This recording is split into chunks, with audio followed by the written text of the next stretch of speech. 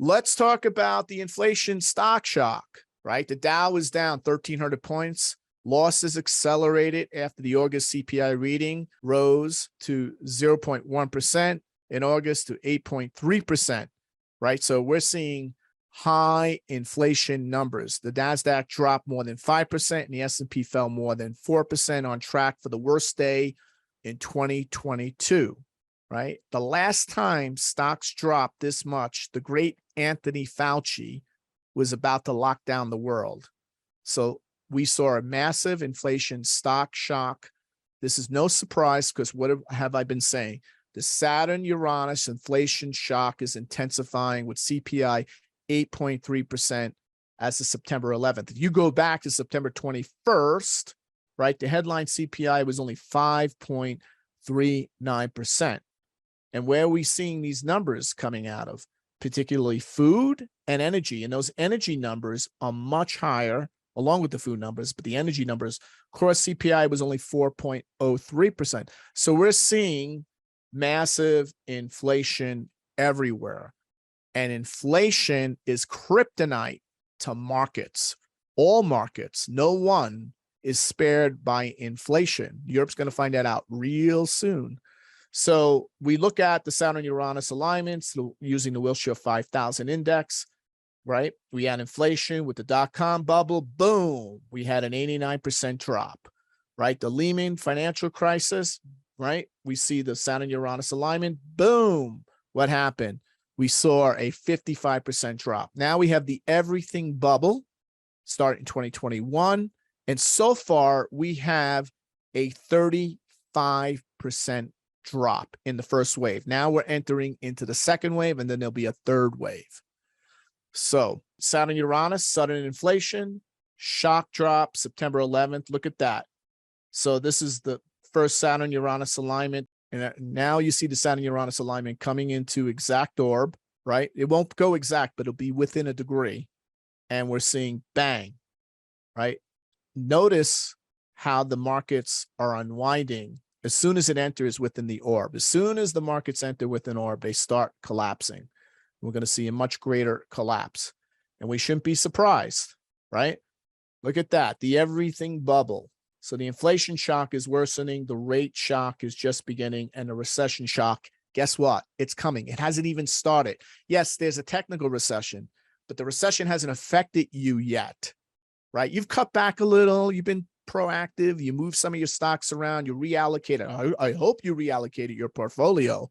I hope you did, because you're going to get nailed, because the recession shock is coming, because crashes happen, because the market and your financial advisor and everybody has been fooling themselves for too long, because all that massive stimulus and central bank liquidity, juicing the stock markets, artificially keeping bond yields low, all these stock buybacks, it's all coming to roost.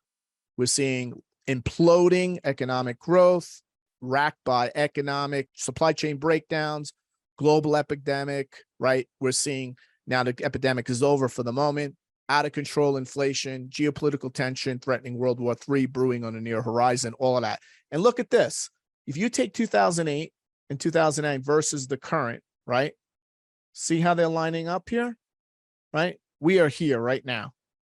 Look what's coming. Look what's coming. It's coming. The Treasury yield curve has just seen its steepest inversion since 2000 as bond markets flash recession warnings. This is the most since 2000. The last time we saw the Treasury 2 to 30-year curve invert by 33 basis points was just before the dot-com implosion, which pushed stocks down 80+%. 80+%. U.S. cities are seeing the largest increase in rent prices. Look at that. But there's no inflation. There's no recession, right? We're seeing a one-bedroom, 600 square foot, one-bedroom apartment in New York City going for $5,327 per month now. Last year, it was only listed as $3,820. That's the difference. Is because the economy in New York is just steaming hot and getting better with, right? Is it growing? Is it on overdrive? No, it's actually contracting. People are leaving. People are leaving. People are leaving New York in droves, just like they're leaving San Francisco, just like they're leaving London. They're leaving, and yet the rents are going up. New and used car inflation. This is another factor.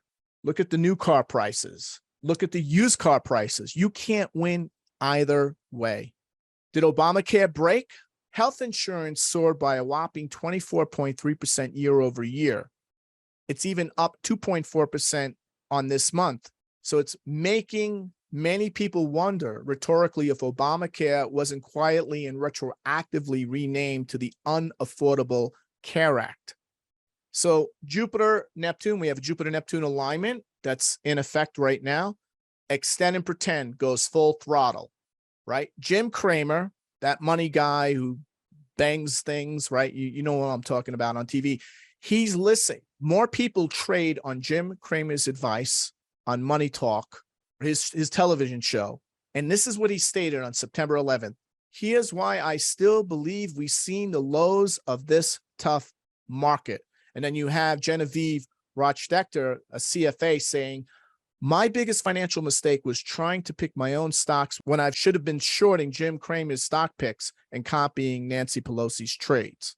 So this is how absurd it is all getting. CFAs are getting crushed out there. Everybody's getting crushed. Now, if you've been listening to GTA, you haven't been getting crushed because you made proactive changes, right? So recession signals abound as Fed hikes rates. We're seeing small businesses, the lifeblood of the economy. 70% of the United States economy is based on small businesses, right? Look what's happening here. We're seeing confidence levels, small business confidence level. Look where it is. It's 89.9. Just go straight down here. Wow. And there is no recession. They're at the same levels now before the recession starts, when the recession was going full blown back in 2007, 2008, 2009. We're not even in a recession yet. CEO confidence. It's not just small businesses. CEO confidence of large multinational corporations across all industry sectors have soured. Look at where they are now. This is COVID. This is 2008. So let's just go right here. It's right. This is July. I'm sure those numbers are lower. If we just go straight across, look where we're at, and there's no recession. Isn't that amazing? They just redefine what recession means.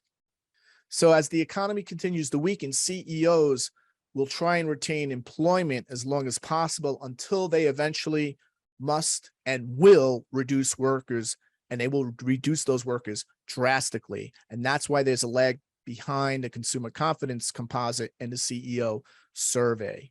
So these are pre-recessionary indicators. To watch the full presentation and more like this on geopolitics, the economy, and world events from an archetypal and mundane astrological perspective, join the Global Transformation Astrology membership. Go to gta.williamstickevers.com. Become a GTA member today.